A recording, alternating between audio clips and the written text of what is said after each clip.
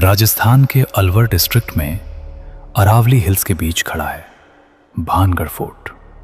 आज ये जगह इंडिया की सबसे मिस्टीरियस लोकेशंस में गिनी जाती है, लेकिन इस फोर्ट के बाहर लगा एक बोर्ड इस जगह को और भी मिस्टीरियस बना देता है।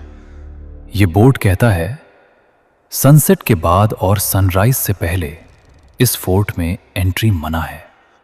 इंडिया में शायद ही कोई और हिस्टोरिकल प्लेस हो जहां ऐसा गवर्नमेंट वार्निंग बोर्ड लगा हो। यह फोर्ट 16वीं से 17वीं सेंचुरी में बना। इसका कनेक्शन भगवंत दास और माधो सिंह से जुड़ता है। यह फोर्ट कभी एक छोटे सिटी जैसा था, अब यहां सिर्फ रूइंस और साइलेंस है। आप अंदर कदम रखते हैं, पत्थरों पर जमी डस्ट और सूखे पौंड की गंध महसूस होती है। मैप्स बताते हैं यह जगह सरिस्का के पास है और जयपुर से कुछ दूरी पर। हिस्टोरिकल रिकॉर्ड्स बताते हैं कभी यहां हजारों लोग रहते थे, फिर अचानक सब गायब हो गए। कुछ डॉक्यूमेंट्स बताते हैं 1720 के आसपास यहां की पॉपुलेशन अचानक कम होने लगी। लेकिन सवाल यह है, ऐसा क्या हुआ जिससे पूरा सिटी खाली होने लगा? कुछ लोग कहते हैं एपिडेमिक, कुछ कहते हैं वॉर और कुछ इकोनॉमिक डिक्लाइन। लेकिन इन सभी थियरीज का कोई सॉलिड एविडेंस आज तक सामने नहीं आया। और यहीं से शुरू होती है भानगढ़ की असली कहानी। दूसरा एविडेंस, लोकल पुलिस लॉग्स में कुछ घटनाओं के टाइम स्टैम्प्स दर्ज हैं। तीसरा, कई विटनेसेस बताते हैं कि शाम के बाद कुछ चीजें काम नहीं करती। Camera, clock. यहां की धारणा साफ है, कुछ शाम में बदल जाता है, लेकिन वो कुछ क्या है? आइए फिजिकल कारणों को देखें। पत्थर, जमीन और पानी का बैलेंस।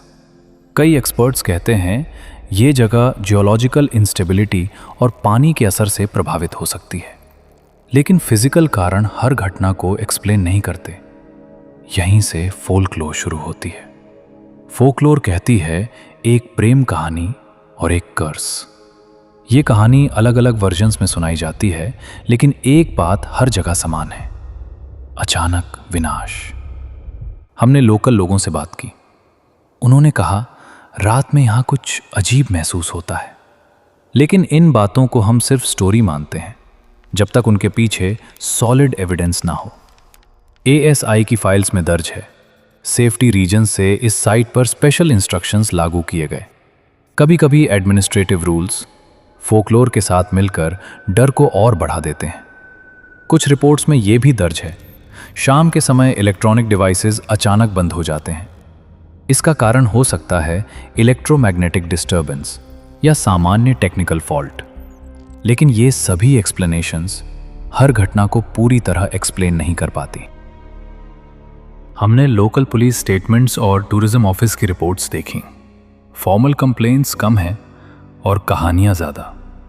आप खिड़की के पास रुकते हैं, पत्थर पर उकेरे निशान, पुरानी लिखावट और एक तारीख यहां दिखती है। तारीखों और नामों से हिस्ट्री की एक वेब बनती है। राजाओं के ऑर्डर्स, टैक्स रिकॉर्ड्स और गांव के नोट्स। कभी कभी बड़े कारण असल में छोटे छोटे ह्यूमन डिसीजंस होते हैं, वॉर, अर्थक्वेक या माइग्रेशन।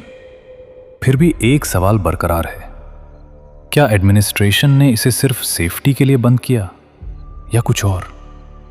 हम कुछ विटनेसेस की बातें दर्ज करते हैं।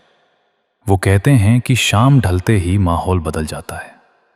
एक पुरानी रिपोर्ट बताती है कि कुछ विजिटर्स ने सेंसरी डिसरप्शंस महसूस की, इलेक्ट्रिकल और विजुअल। साइंटिफिक टेस्टिंग बहुत कम है और यहीं एक वैक्यूम बनता है जहां अफवाहें भर जाती हैं। हमने पास के गांव के एक बुजुर्ग से बात की। उन्होंने एक सीधी कहानी सुनाई। उनका कहना था कई साल पहले रात में कुछ बच्चों ने जंगल से रोशनी देखी और भाग गए। ऐसी छोटी छोटी घटनाएं जुड़ती जाती हैं और धीरे धीरे कहानी बड़ा रूप ले लेती है। दूसरी तरफ नेचुरल एक्सप्लेनेशंस भी हैं, बैम्बू स्ट्रक्चर्स, गुफाओं की इको और हवा का असर। हम हवा, ध्वनि और रोशनी के इंटरप्ले को देखते हैं। कभी कभी दिमाग खुद ही चीजें जोड़ देता है। फिर भी कुछ रिकॉर्ड्स बताते हैं सैकड़ों साल पुराने डॉक्यूमेंट्स में अचानक माइग्रेशन दर्ज है।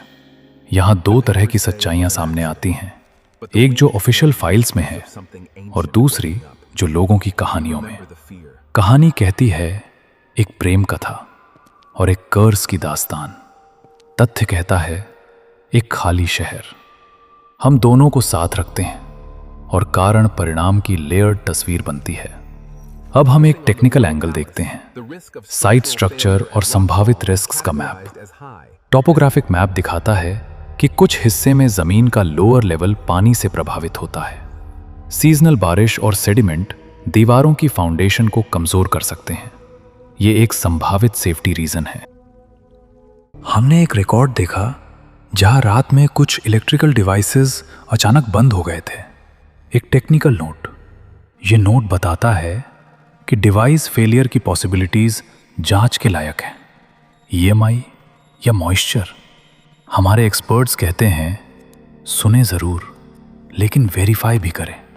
फोल्कलोर नहीं, साइंटिफिक टेस्टिंग जरूरी है।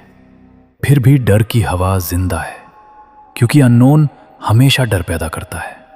लोग अपनी कहानियां बताते हैं ताकि आने वाले विजिटर्स सावधान रहें और किले की मिस्ट्री बनी रहे। हमने छोटे छोटे एविडेंस को जोड़ा, मैप्स, ASI नोटिसेस, विटनेसेस और टेक्निकल ऑब्जर्वेशंस। लेकिन असली सवाल अभी भी वही है, ये किला अचानक खाली क्यों हुआ?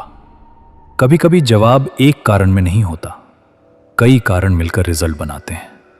यहां हम बैलेंस रखते हैं, स्टोरी, फोल्कलोर और जरूरी टेक्निकल एनालिसिस।